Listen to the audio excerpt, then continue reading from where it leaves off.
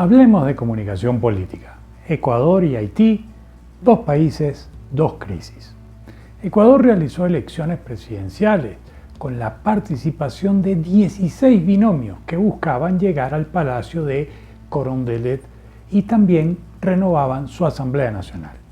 Es claro que el desarrollo de la campaña electoral se vio alterado por la pandemia, pero también por las polémicas decisiones del árbitro electoral, las que, en ocasiones, en vez de ayudar, parecía que entorpecían el proceso, tema que deberá ser revisado hacia el futuro, sin dudas. Pero lo más sorprendente fue el eje central de la discusión en campaña, el correísmo y el anticorreísmo, dejando de lado temas tan apremiantes como el COVID-19, la pobreza y el desempleo. Es decir, buena parte de la temática del debate en la campaña se centró en lo político, minimizando los temas que le importan al ciudadano. Cuando se analiza este detalle, se logra entender la razón de por qué 3 de cada 10 ecuatorianos optaron por la abstención o por el voto blanco y o nulo. Hay un claro mensaje allí para los líderes. Las elecciones no se trata de los candidatos, se trata de los ciudadanos.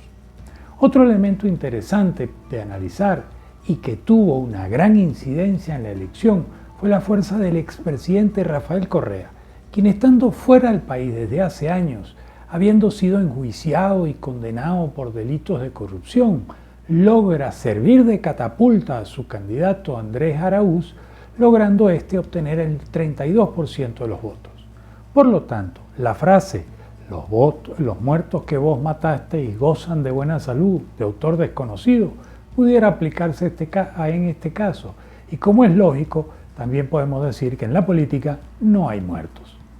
También es digno de observar el caso del candidato Xavier Gervás, quien enfocó buena parte de su energía en las redes sociales y en una campaña disruptiva, muy al estilo TikTok, logrando llamar la atención y dar la sorpresa al alcanzar el 16% de la votación. Aquí la pregunta sería si su campaña realmente despertó emociones o un porcentaje de los ecuatorianos optó por esta opción como un voto de protesta antisistema. Ahora, queda por definir entre Yacu Pérez y Guillermo Lasso quienes tienen una diferencia por ahora de hasta 2 décimas, quienes irán a la segunda vuelta.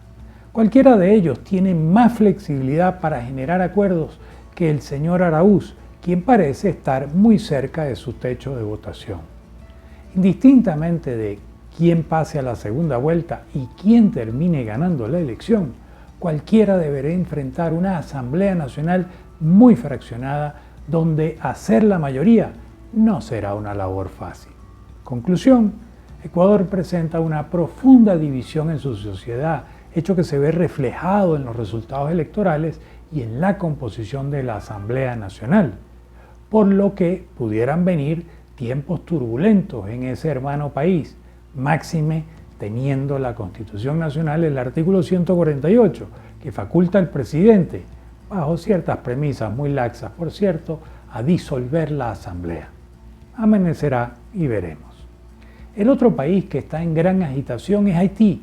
El presidente Jovenel Moïse argumenta que su periodo termina en febrero de 2022, lo que ha desatado una batalla interna. Para algunos miembros de la Corte Constitucional, políticos y empresarios, su periodo venció el pasado 7 de febrero. El argumento del presidente Moïse es que él asumió el cargo en 2017 y por lo tanto el periodo de 5 años vence en 2022. Recordemos que la elección del 2015 provocó muchos disturbios, protestas, violencia y las mismas se repitieron a finales de 2017. Sin embargo, la ley que los contradictores del presidente Moïse señalan para la finalización del mandato del presidente es la misma que el presidente Moïse usó para disolver el Congreso en 2020 y desde esa época el país no tiene ni órgano legislativo ni primer ministro. Ahora, hay 2 factores adicionales que hicieron estallar esta crisis en Haití. En los últimos años, el crimen, el secuestro y la violencia generalizada han aumentado 200%, con el agravante de que en ocasiones los propios órganos del Estado son los que han originado esta violencia. Por otro lado, el presidente pretende hacer un referéndum en el mes de abril para reformar la Constitución y, entre otras cosas, permitir la reelección presidencial por 2 pedidos adicionales. Sin duda, esta medida ha sido la sal en la herida del país más pobre del hemisferio. Conclusión: en Ecuador parece que la clase política se enfrascó más en su propia discusión que en ofrecer soluciones a los ciudadanos. Y en Haití, además de sufrir el mismo mal que el Ecuador, pretende el presidente modificar la Constitución para su propio beneficio. ¿Cuánto nos falta por aprender de democracia? En fin, esto es lo que hay. Bueno, hasta acá la videocolumna de esta semana.